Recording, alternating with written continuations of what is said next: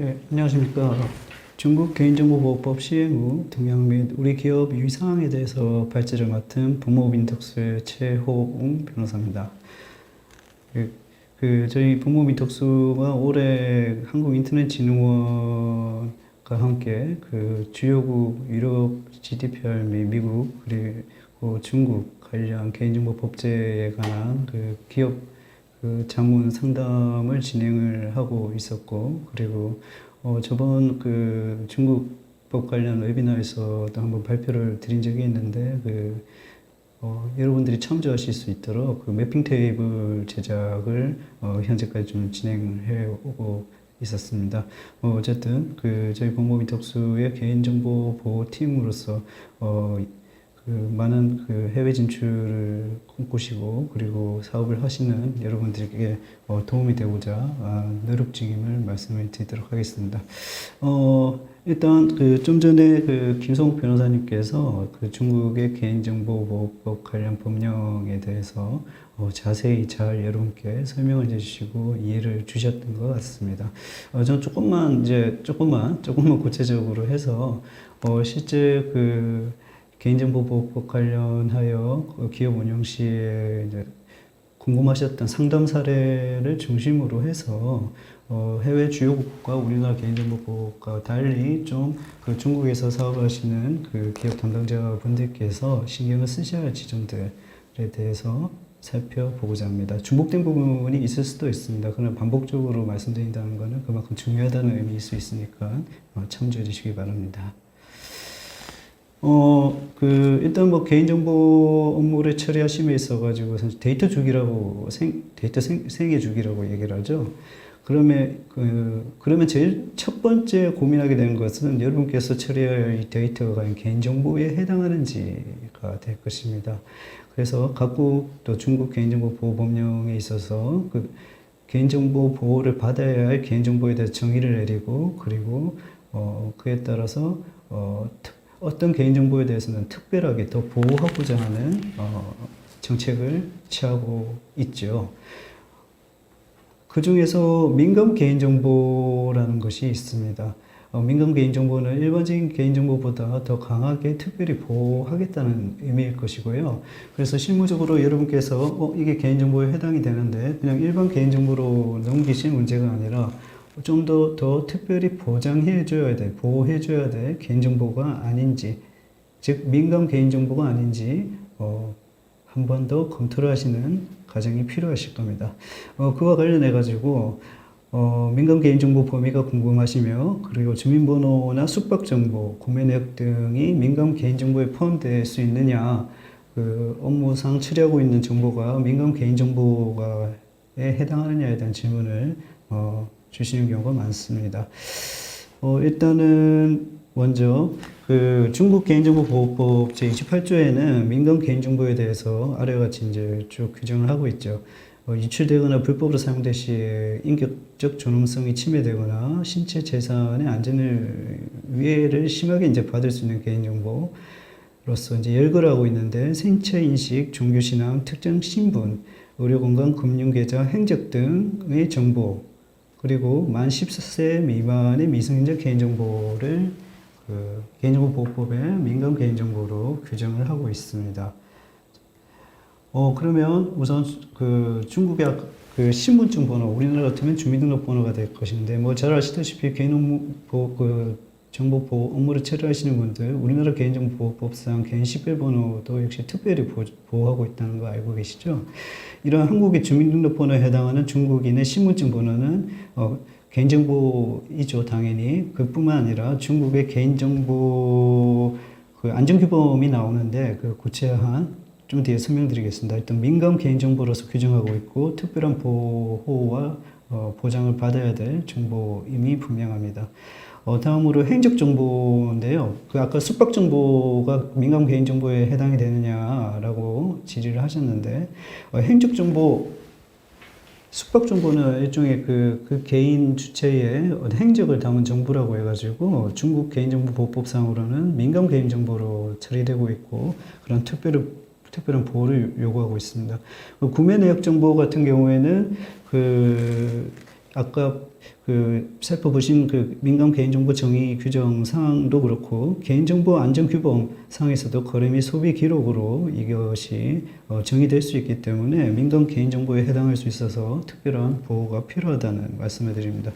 지금 그래서 지금 개인정보 안전규범을 계속 말씀을 드렸는데 뭐 우리나라로 따지면은 그 개인정보보호법이 있고 법이 있으면 하위 시행령으로 이제 구체화시키고 있는 부분들이 있죠. 그 개념과 정의, 적용 범위에 대해 가지고 그 중에 이제 민감 정보에 관해 가지고는 그 중국의 그 하위 시행령과 비슷한 유사의 효력을 가지고 있는 개인정보 안전규범에서 이렇게 예시적으로 그 민감 개인정보를 규정하고 있습니다.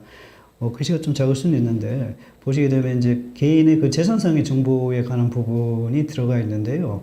우리나라와는 좀 구분을 하셔야 될 지점이 금융거래에 관한 부분이 민감 개인정보로 취급되고 있다는 거, 중국에서는 그 부분을 유의하셔야 합니다. 뭐 우리나라의 신용 정보보호법이라든지 이런 부분에서 규율되고 있는 지점은 있지만, 중국 같은 경우에는 아예 이제 개인정보보호법이라는 규율 아래서 그 금융정보에 관한 부분들을 민감 개인정보로 취급하고 있다는 점입니다. 뭐 은행 계좌, 그리고 본인 인증정보, 비밀번호, 은행 예금 정보 뿐만 아니라 부동산 정보, 신용기록, 그리고 앞에서 질문하셨던 거래 및 소비 기록, 이런 것들이 다 개인의 재산상 정보로서 민감 개인정보로 취급되고 있다는 점. 그다음 개인의 이제 건강상의 정보에 해당되는 부분, 이거 역시 그 민감 개인정보로 다뤄지고 있고, 잘 아시는 그 안면 인식이나 이런 정보들, 우리나라와 마찬가지로 개인 유전자에 관한 정보 등이 다 민감 개인정보로 취급되고 있습니다.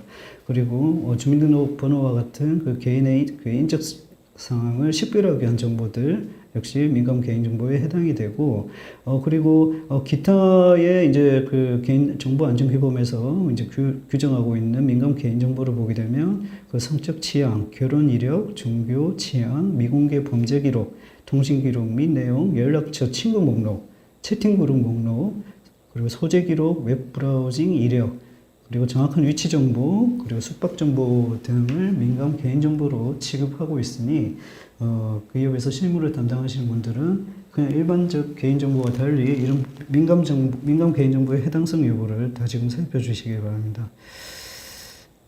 그리고 이제 이게 자신이 취급하는 데이터가 개인정보에 해당된다고 했을 때, 자, 그럼 과연 중국에서 규율하고 있는 그 관련 그 개인정보에 관한 법령 등이 여러분의 그 기업에 적용이 되는 법이냐 아니냐에 대해서 이제 적용 범위에 관한 고민을 되게 많이 하실 건데요. 한번 질문을 볼까요?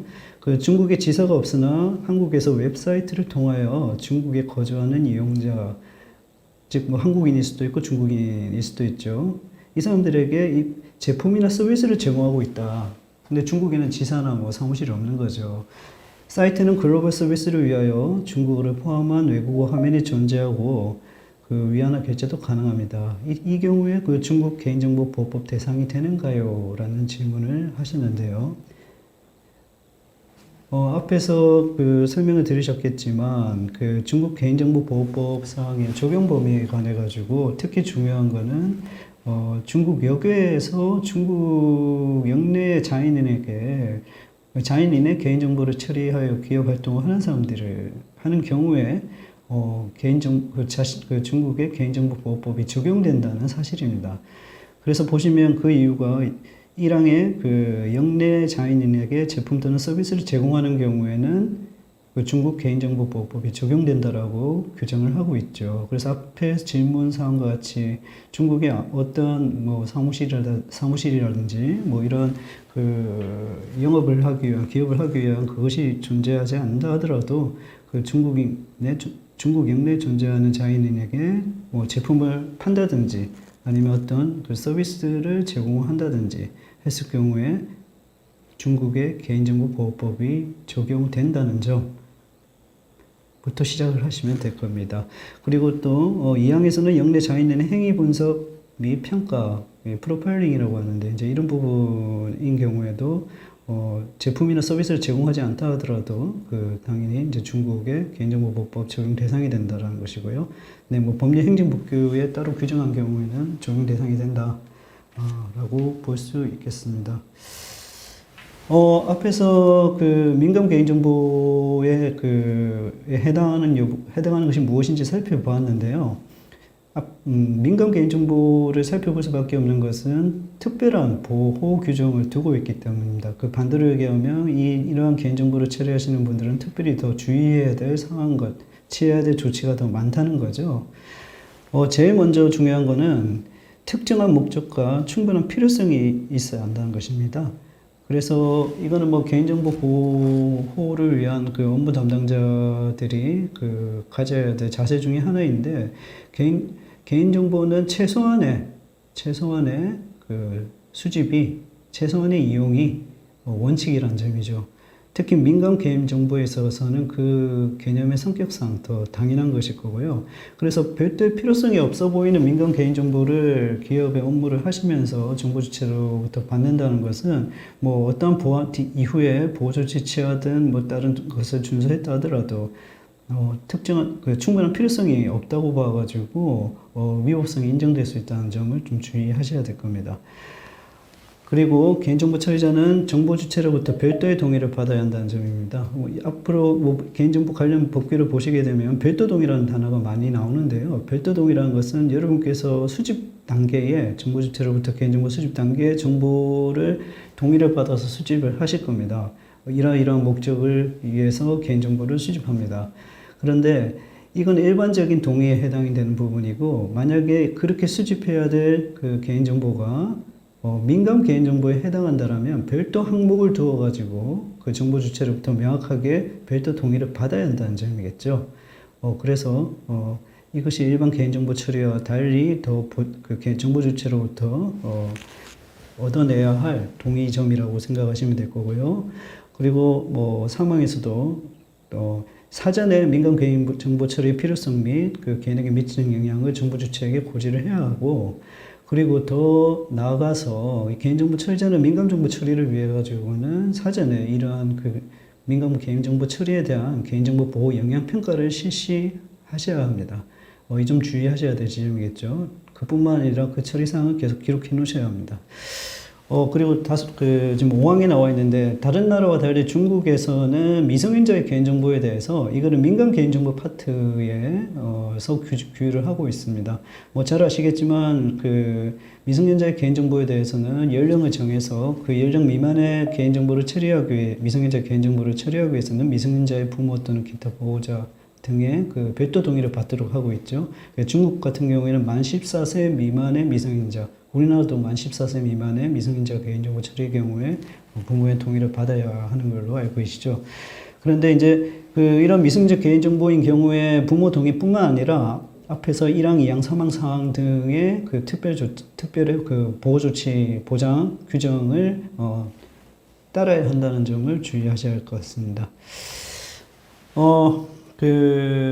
자, 이제 또 중요하게 질의를 하시는 지점 중에 하나는 중국에서 수집한 개인정보를 외국으로, 본사가 대한민국, 우리나라에 있는 경우에는 우리나라로 이렇게 개인정보를 중국 역경외로 이전하는 부분에 대해 가지고 어떠한 제한이 있는지, 이 부분이 되게 궁금하실 겁니다. 자, 일단 질문 보죠. 질문. 중국 지사에서 한국 본사의 시스템, 이제 그룹웨어나 ERP 시스템을 통해 가지고 이렇게 업무를 수행하시죠. 그래서 접속해서 이용을 하고 있는데, 통합 인사 관리를 위해서 본사는 중국 지사에서 채용한 직원들의 이런 개인정보를 본사로 보내도록 요청하는데 어떻게 해야 하는지 질문을 하셨는데요. 중국이 여타 다른 나라, GDPR이나 그런 미국 또는 대한민국과의 개인정보 보호 관련 법률 규정에서 가장 차이점을 드러내고 있는 부분들이 사실은 이러한 역외이전, 데이터 역외이전에 관한 부분입니다. 그 이유는 중국은 데이터 국제화 원칙을 고수하고 있기 때문입니다. 그 데이터 국제 원칙이라는 것이 개인의 정보에 대해서 그 중요 데이터에 대해 가지고는 반드시 그 중국 내에서 수집된 경우에 이것을 중국 내에 저장한다는 원칙을 말합니다. 뭐 이런 부분은 중국 체제의 그 특수성이 반영된 부분도 있겠죠. 근데 외국 같은 경우나 GDPR이나 대한민국 같은 경우에는 사실은 그 개인정보를 해외 이전하기 위해서는 정부 주체의 동의만 있으면 가능한 경우가 많습니다. 근데 중국은 그렇지 않다는 거예요. 그래서 여러분께서 그 중국에서 수집한 개인정보인데 이거 정부 주체 동의만 받으면은 대한민국으로나 또 다른 쪽으로 그 이전할 수 있지 않느냐고 착각하실 수가 있는데 전혀 그렇지 않은 차이점이 있다. 그리고 중국에서나 중국 당국에서 이런 점 가지고 향후에 어떤 조치를 취하거나 제재를 가할 수 있는 우려 있는 지점이 있음이 좀 있다는 점을 좀 주의해 주셨으면 좋겠습니다.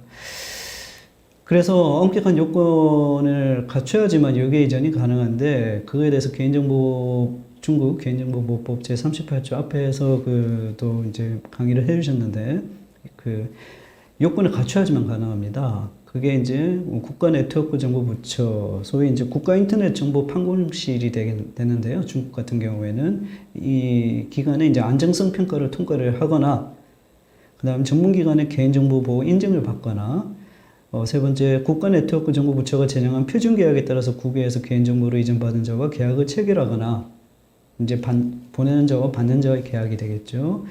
또는 이제 법률 행정법규 또는 국가네트워크정보부처에서 규정한 기타 조건을 충족하거나 한 경우에만 요게 이전이 가능하다는 점입니다. 앞에서도 앞에서 강의하신 김성욱 변호사님도 말씀을 하셨는데, 아직까지 제3항에 나와 있는 그 표준계약서는 나와 있지 않은 것 같습니다. 그래서 향후에 이제 이런 표준계약서를 준수를 해가지고 사실 기업 실무 입장에서는 가장 간편한 방법일 수가 있는데요. 이 표준계약서에 따른 조치를 취해야 되지 않는가라는 생각이 드네요. 그 다음에 이러한 여기에 이전 요건을 갖춰야 할 뿐만 아니라 더불어서 정보 주체로부터 사전에 이제 해외에서 정보를 이전받는 자의 신분, 연락처, 처리 목적, 처리 방식, 개인정보, 유형 및 정보를 이전받는 해외 주체에게 이제 권리를 행사하는 방법 등 사항을 사전에 이제 고지를 해야 하고, 그리고 또 중요한 거 별도 동의를 받아야 하겠죠. 정보 주체로부터. 그리고 이러한 개인정보를 여기에 이전하기 위해서는 사전에 또 개인정보 영향평가를 실시하고 그 처리사항을 기록해야 합니다. 아까 개인정보 영향평가 실시 부분에 있어서 민간 개인정보 처리 부분에도 말씀을 드린 바가 있죠. 동일하게 요게 이전의 경우에도 이러한 것을 준수해야 된다는 점입니다. 법에서 지문을 보니 회사가 핵심 정보 인프라 시설 운영자이거나 개인정보 처리가 일정 기준에 해당한다면 중국에서 수집한 개인정보를 중국 내에 보관하여야 한다고 합니다. 자, 여기서 말하는 그 핵심 정보 인프라 시설 운영자 여부는 어떻게 확인할 수 있는가요? 그 해당 기준은 무엇인가요? 라고 하는데요. 앞에서 본 여기에 이전의 요건들에서 더 나아가서 중국 법령상 그 핵심 정보 인프라 시설 운영자이거나 일정 수량의 그 개인정보를 처리하게 되는 경우에는 더 나아가서 준수해야 될 부분이 있습니다. 그 핵심 정보 인프라 시설 운영자라는 것은 중국의 해당 법률인 네트워크 안전법 제37조 및 지금 시행되고 있는 개인정보보호법 제40조에서 이제 규정을 하고 있는데요. 이렇게 중국에서 운영 중 수집하고 생성된 이 핵심 정보 인프라 시설에 의한 개인정보와 주요 업무 데이터는 반드시 중국 내에서 저장해야 한다라고 규정을 하고 있습니다. 보면 좀 더 구체적으로 보게 되면 공공통신과 정보 서비스, 에너지, 교통수리, 금융, 공공서비스, 전자정부 뭐 이런 쭉쭉 주요 산업과 영역에서 중요한 네트워크 시설, 정보 시스템 등인데 일단 파손 기능을 상실하게 되거나 데이터가 유출되는 경우 국가안전, 국가경제와 국가생활, 공공이익에 엄중한 위험을 초래하는 중요한 시설, 정보 시스템을 의미한다라고 핵심 정보 인프라 시설 안전 보호 조례에서 규정을 하고 있는데요. 보시게 되면 추상적이죠, 사실은. 중국에서 정부 내에서 자체적으로 이 중국의 국익과 관련돼서 문제가 되는 그 시스템 또는 그 네트워크 시설이다라고 판단한다면 사실은 뭐 그 해당된 그 상황에 따라서 그렇게 생각하지 않는 기업 같은 경우에도 적용될 수 있는 가능성도 있을 만한 좀 추상적 규율입니다. 그런데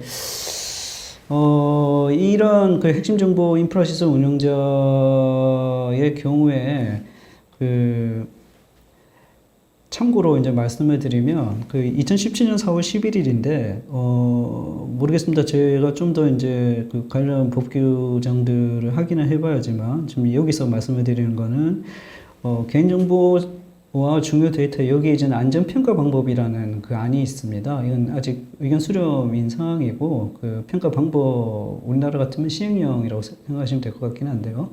여기서 보게 되면 50만 명 이상의 개인정보 또는 데이터 용량이 1000GB를 초과하는 사업자를 핵심 정보 인프라 사업자로 규정을 하고 있습니다. 그 안에서는.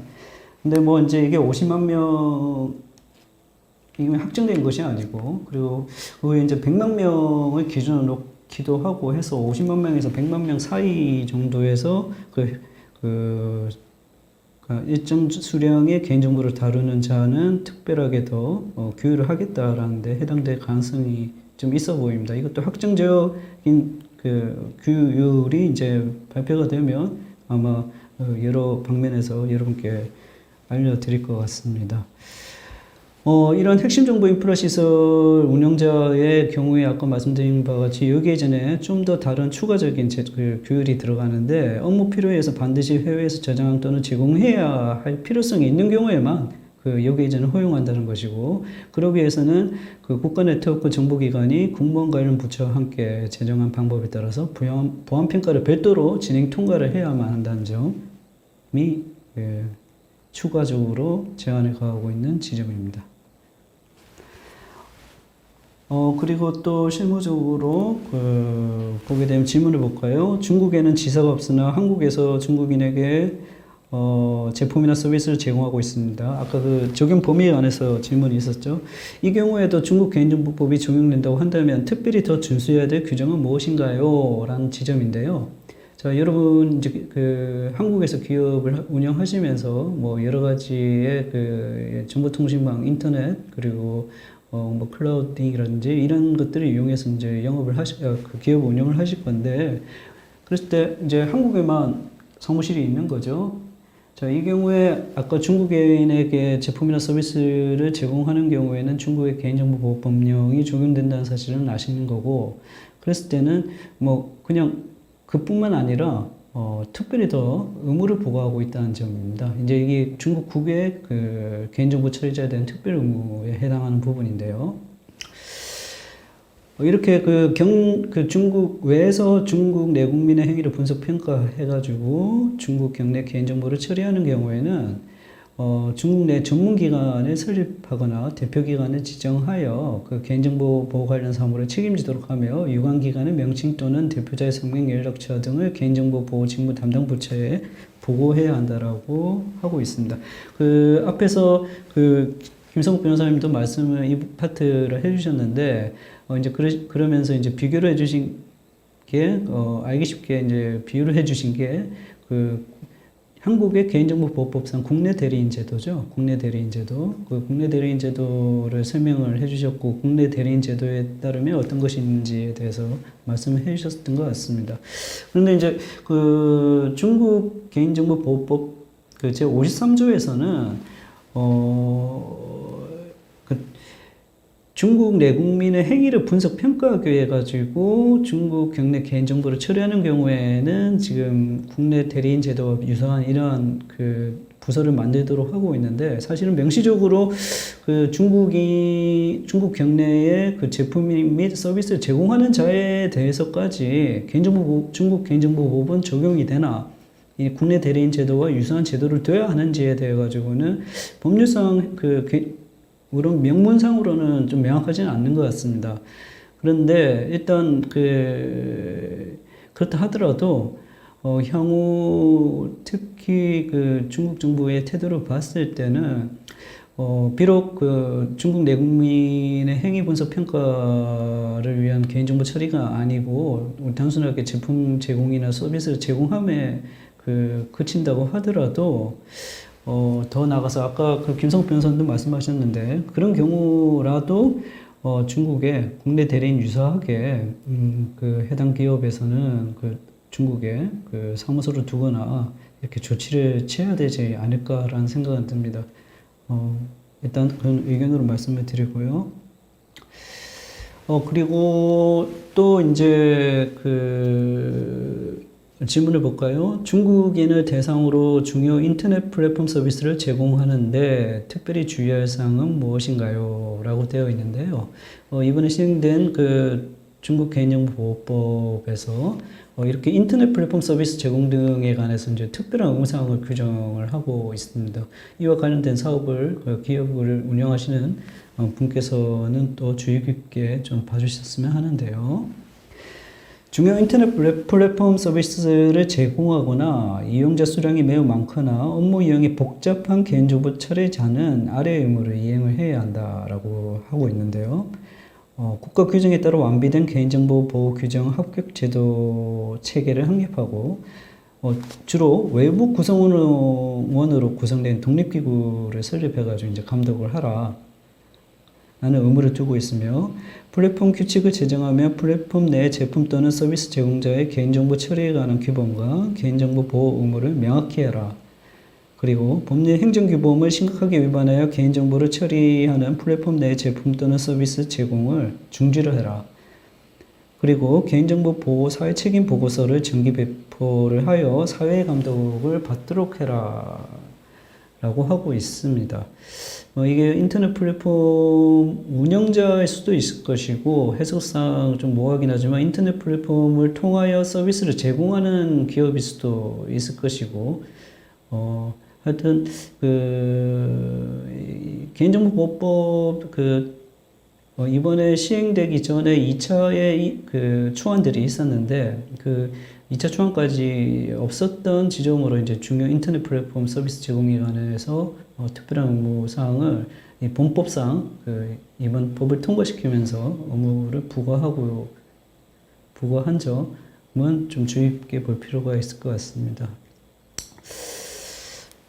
그리고 이제 마지막으로 이제 벌칙 규정을 살펴보게 되면요. 자, 질문은 심각한 규정 위반 시 부과될 수 있는 전년도 매출액의 5% 가징금은 혹시 그 전 세계 매출액 혹은 중국 내 매출액 중 어디에 해당하는지 라고 질문을 하셨는데요. 중국의 개인정보보호법의 그 벌칙 규정에 있어서 특히 가징금은 우리나라나 그 GDPR보다 좀 세다고도 볼 수 있습니다. 특히 가징금의 상한선에 대해 가지고 그 개인정보보호법 제66조에서는 심각한 규정 위반 시에는 5천만 위안, 우리 하나로 한 90억 정도가 되는 것 같은데요. 이하, 상한이 되죠. 그러니까. 또는 전년도 매출액의 5% 이하의 가징금이라고 되어 있습니다. 가징금을 부과한다고 되어 있는데, GDPR 같은 경우에는 아마 전 세계 매출액의 4% 이하의 가징금이라고 규정하고 있는 걸로 기억하는데요.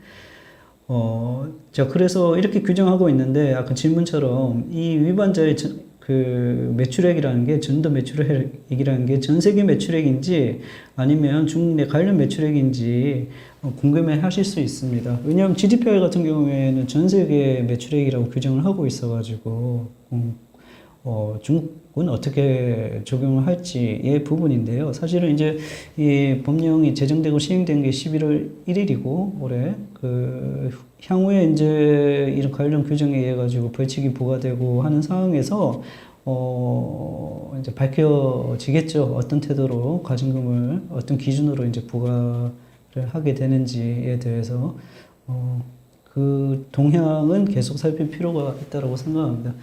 그래도 GDPR이든 대한민국이든 이제 매출액이라는 부분에 있어서 기업 입장에서는 관련 사업에 기해서 침해한 경우에 매출액을 의미하지 않느냐. 그래서 그거는 그렇게 주장했을 경우에는 뭐 전 세계 매출액이라고 해석되더라도 한 지역의 매출액으로 이제 한정돼서 평가를 받을 수도 있을 것이고, 뭐 이런 논의들은 아마 계속되지 않을까라고 생각이 됩니다. 그리고 이제 또 주의하셨으면 하는 지점이 개인정보, 정부 주체가 이제 자신의 개인정보가 침해됐을 경우에 소송을 제기를 하게 되지요. 소송을 제기를 해서 그 민사상 손해배상을 청구를 하거나, 이렇게 되는데, 그 중국 개인정보보호법 제69조상에, 그 민사상 청구를 하게 되는데, 그 침해에 관한 입증 책임, 즉 그 침해 사실을 입증하고 보호 조치를 제대로 하지 않았다라는 그 입증의 책임은 민사상 원칙상으로는 그 손해배상을 청구하는 주체에게 있습니다. 가해자가 아니라. 그런데 중국 개인정보보호법 제69조에서는 개인정보 처리자가 개인정보의 권익을 침해하여 손해를 초래한 경우에 개인정보 처리자가 자신의 잘못이 없음을 입증할 수 없는 경우에는 손해배상 등의 침해 책임을 져야 한다라고 규정해가지고, 일단 손해배상 청구를 하고 손해가 발생했다는 사실을 그 정부 주체가 입증을 하게 되면은 가해자로 놓여 있는 그 기업에서 그 잘못이 없다라는 것을 입증을 해야만 한다는 겁니다. 이 입증 책임이 전환이 된다라고 하는데요. 이 점을 유의하셔야 되고, 이러한 점들 때문에 앞에서 쭉 살펴보셨던 그 개인정보보호법 관련해서 개인정보 처리자로서의 그 의무사항들을 평소에 꾸준히 준수를 해오셔야 되고, 그것은 향후 분쟁 발생 시에 입증할 수 있는 그 프로세서와 그한 기록들을 갖춰야 된다는 점이 되게 중요할 것입니다. 만약에 그 분쟁이 발생했을 때 그런 것들을 제시할 수 있다면, 입증 책임이 책임이 없다고 판단받을 수 있는데, 잘 해왔지만 그런 그 자료들이 제출될 수 없다면, 즉 입증하지 못한다면, 지금 이러한 입증 책임 전환 규정에 의해 가지고 기업 입장에서는 불이의 책임을 져야 되는 상황이 발생할 수도 있다는 점 유의하시기 바랍니다. 그리고 개인정보 주체뿐만 아니라 개인정보 처리자가 다수의 개인권익을 침해한 경우에는 인민검찰와 법률이 규정한 소비자기구, 국가인터넷정보부처가 확정한 기구는 이 기구에서 법에 따라 법원에 소송을 제기할 수 있다는 것, 정부 주체뿐만 아니라 이 점도 유의해 주시기 바랍니다. 네, 지금까지 부족한 강의를 경청해 주셔서 감사드립니다. 네.